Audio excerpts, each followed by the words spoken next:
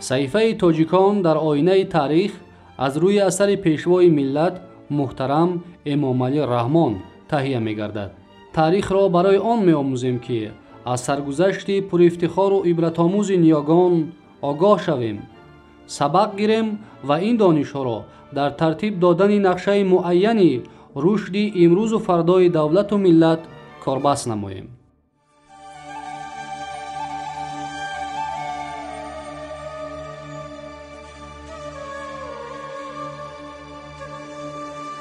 ادامه صحیفه تاجیکان در آینه تاریخ. باب 2. گسترش دولتداری و تمدن آریایی در عهد هخامنشیان.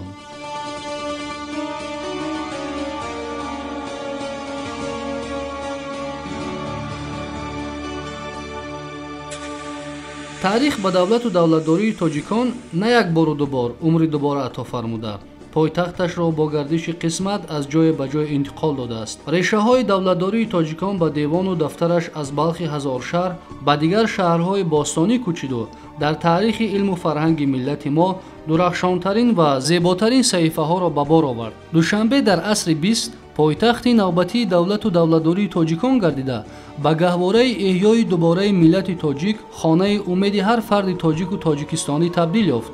این گهواره زیابخش به استقبال فرزندان وفادار و سرسپرده ملت هنوز از روزهای اول تأسیس یابی جمهوری آغوش گشوده آنها را با کلبه‌های فقیرانه و کوچه‌های خاکفرشش پیشواز می‌گرفت. به این شهر خرد و نظرناگیر که حتی نامش در خریطه دنیا ثبت نشده بود، از 4 سمت پایتخت اربابان علم و فرهنگ، شاعران و نویسندگان، خادمان دولتی و سیاسی، شهرسازان و معماران، خلاص فرزندان بیداردل مادر تاجیک گرد می آمدند. هزاران مردان فدایی جای گرم و خانه‌های آباد خود را در شهرهای خرد و کلان ترک نموده راه دوشنبه را پیش می گرفتند تا که پایتخت تاجیکان را به شهر پیشرفته زمانوی تبدیل دهند و به احیای نوین دولت کهن بنیاد و ملت سربلند ما مساعدت نمایند. خلق تاجیک طبیعتاً خلق سازنده و بنیادکار، آرام طبیعت و نیکسرشت، شکست نفس و مهنت دوست است. در خون اجدادی او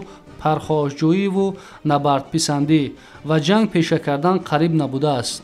به سر کسی از روی جنگجویی و زوراوری تیغ نکشیده است و هوا و هوس ضبط کردن کشورهای بیگانه را نیز از ازل نداشته است.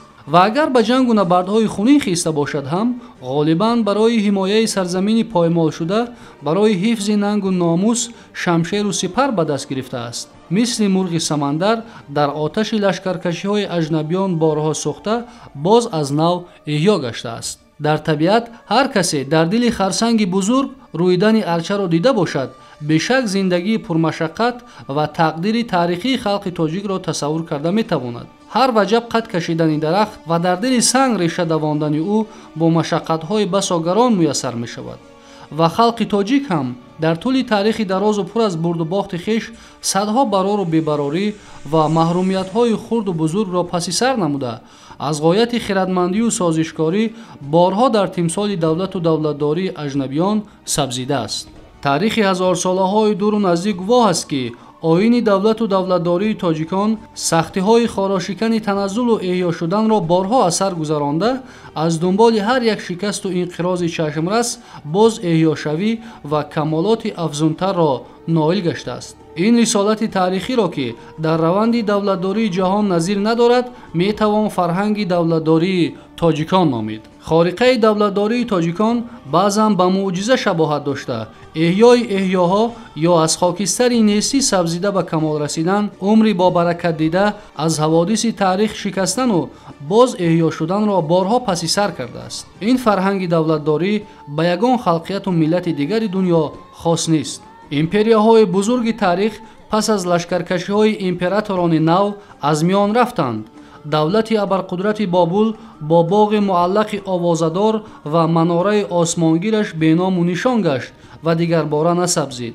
فرهنگ دولتداری تاجیکان در قلمرو بلخ و باختر و سعود قدیم پدید آمده از روی نظام اداره کنی، دستگاه مأموری و نظارت، عنعنه‌های خاص کشورداری، صنعت خاصه شهرسازی، бунёди истеҳкомҳои ҳарбӣ, ҳифзи марзу буми кишвар, ривоҷи тиҷорату муомилот ва дигар омилҳои муҳими давлатдорӣ аз империяи ҳахоманишинӣ муқаддамтар буда, сипас ҳангоми лашкаркашиҳои Куруши Кабир ва дорои як ба ҳайати он муттаҳид гашт. баъзе олимон муаррихон аз чӣ бошад умри давлатдории тоҷиконро аз давраи Сомониён оғоз намуда чандин силсилаи муқаддами давлатдории ниёгони моро аз мадди назар дур меафкананд. ин ақида ба назари ман қобили дастгирӣ нест. зеро агар давраи асотирию нимасотирии давлатдории пешдодиёнро ба таърихи 2500 солаи кишвардориашон сарфи назар намоем, суннати давлатдории кайёниён дар орёнои таърихӣ, яъне қаламрави Балху Бохтар то аҳди ҳахоманишиён устувору побарҷо будааст.